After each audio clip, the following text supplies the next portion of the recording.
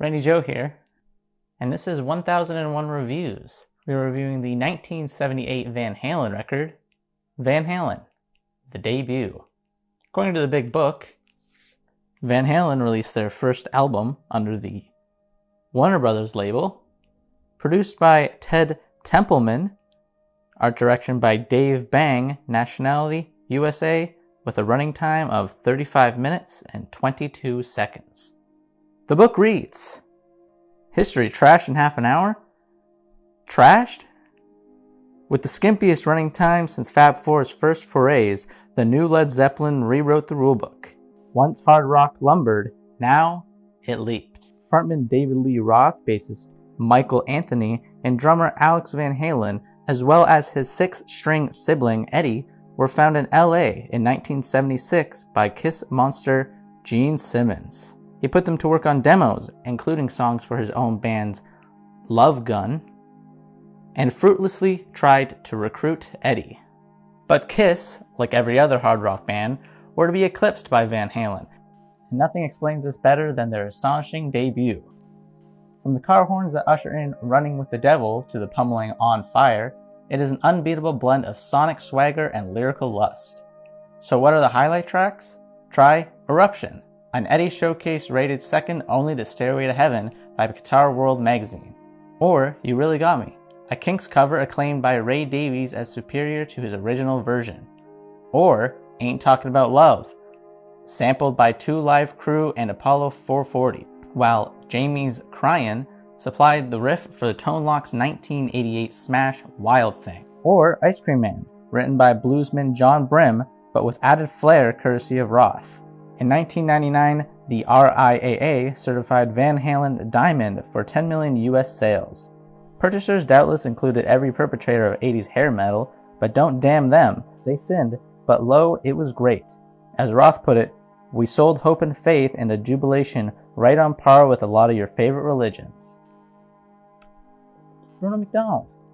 Once again, now that that's done, I think this album is severely lacking, honestly. I like the way this album opens with the track Runnin' with the Devil, which has multiple car horns from each band member as they press down on a foot pedal, and the car horns ease into the track and ease into the instrumentation. I think the guitar playing on here, like the entirety of this album, is very good because Eddie Van Halen definitely will go down as one of the greatest guitar players of all time. However, I didn't really like David Lee Roth's voice. I know that's blasphemous. I find David Lee Roth's voice to be very run-of-the-mill, and it doesn't really offer anything unique or really bring anything to the table.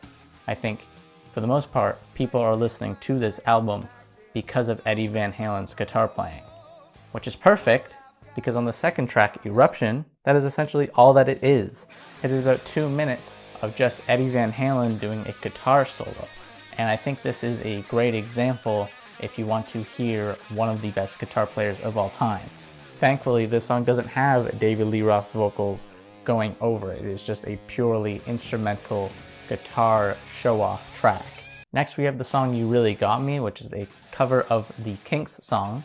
And I find this song to be a very good cover. It doesn't take away from the original song and it doesn't damage the original song. Instead, it only adds to the original by adding Eddie Van Halen's guitar playing, which I've already noted as being the standout of this album. David Lee Roth's voice on this one isn't too bad because it feels like he's almost trying to mimic the Kinks here, so he isn't adding his own hair metal spin onto it too much. And this is a good example of a cover that is not damaging an original by adding too much of their own flavor. It is still being true to the original while adding just enough to make it their own. And there are a lot of covers where they will overdo something to the point where it is just absolutely disgraceful. Talking about Disturbed Sound of Silence, honestly. Ain't Talking About Love is the next song, and I find it to be very flat and very boring. There is really nothing that keeps me wanting to listen to this track. The themes and the structure of this song are pretty dull and run-of-the-mill. Even Eddie doesn't really save the song here either. It is a very dated song and feels very typical of the late 80s, early 80s hair band. The song I'm the One is very instrumentally fast-paced and energetic. David Lee Roth does sound better on here. Best thing about this song is that in the last minute, it shifts entirely to a doo-wop song. David Lee Roth is singing while other bandmates are serving as backup singers to his doo-wop. I really do like this style, especially how it shifts so flawlessly from the hair metal sound to the doo-wop style quite seamlessly. Jamie's Crying is the next song and has a very standard story of a girl who is in love with a guy but wants to get him back even though she knows that it won't last. It is a very simple song lyrically, but I do think that is serving to its benefit rather than taking it away. There's rapid drumming on this track, and the chorus of the song is just a fun, enjoyable jam. It is something that you can groove and move to. Atomic Punk introduces the track with a screeching guitar which scratches back and forth from Eddie Van Halen and quickly speeds into quick instrumentals and very fast-paced instrumentals. The energy is very high on this one. Like the previous tracks, the energy of this track is very fun, very quick, very rapid. Feel Your Love Tonight is the next track on here, and there isn't much more to add to this that I haven't said about the others. However, I will say that I do like when it goes more silent and kind of fades away for a bit for David Lee Roth to take over, and I do think his vocals sound much nicer here when they are isolated. He starts singing, you know, I can't wait to feel your love tonight, I can't wait to feel your love tonight. He repeats it, and there are backup vocals that serve to it, and it is quite pleasant to the ear. The second to last song, Ice Cream Man, begins with a acoustic guitar strumming as well as David Lee Roth singing over the acoustic. It is probably the most unique and diverging aspect of this album. It is similar to the doo-wop moment that was on here earlier in the way that it changes things up and it doesn't make the album feel too stale. The instruments do come in and do take over and carry on through and bring that hair metal style that you've grown accustomed to on this album. And then we get to the last track on here, On Fire. Interestingly enough, the song name On Fire feels like David Lee Roth was set on fire on this one. He's got these screeching vocals on the chorus where he sounds sort of like Jack Black when Jack Black is screeching out in his music. His voice is very loud. It is this, I'm on fire! It's like that. Throughout the whole track, just on fire! That's what he sounds like. Instrumentally, there isn't anything too unique or original in here, other than, once again, Eddie Van Halen's guitar playing. That just about does it for the songs on this album. The thing is, for me, Van Halen's debut record is very energetic, it is very fast-paced, and is very visceral. However, most of it all comes down to Eddie Van Halen's guitar playing. If it weren't for Eddie's playing, you would have a very bland and generic record.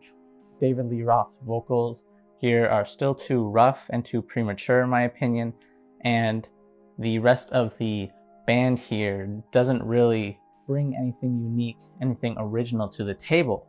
Eddie Van Halen, though, does bring his unique guitar playing with the 6-string guitar and showing just how much he can do. He has all these unique and interesting techniques that guitar players have not been doing and would later incorporate into their music by learning his ways. He's very influential and very important as far as guitar players go. The songwriting on here is also very simple, but I don't want to say that is a negative because that's not really what this album is trying to give you. It is not giving you songwriting, it is giving you instrumentation and very stereotypical 70s, 80s hair metal. The greatest bits on here, aside from Eddie, are the doo-wop singing moment, as well as the opening of the album with the car horns, or even the Ice Cream Man beginning with the acoustic moment that David Lee Roth sings over. Without those little moments and without Eddie playing on here, this album does not have anything unique or original or everlasting on here. It is pretty run-of-the-mill. Personally, I think this record is a 6.5 out of 10, and it gets an NE. An NE for not essential. I don't think this record is essential. I think Van Halen would later go on to do albums that are more important than this one here. However, this is an essential record if you do have an interest in guitar playing and unique guitar playing structures. So it gets a NE. My apologies. The next record we will be listening to is album number 73. It is the album Blues Breakers by John Mayall with Eric Clapton. So you can wait for that one, which will be out next week. If you like this video, please hit subscribe and leave a like. Leave a comment on whether or not you agree or disagree. And thank you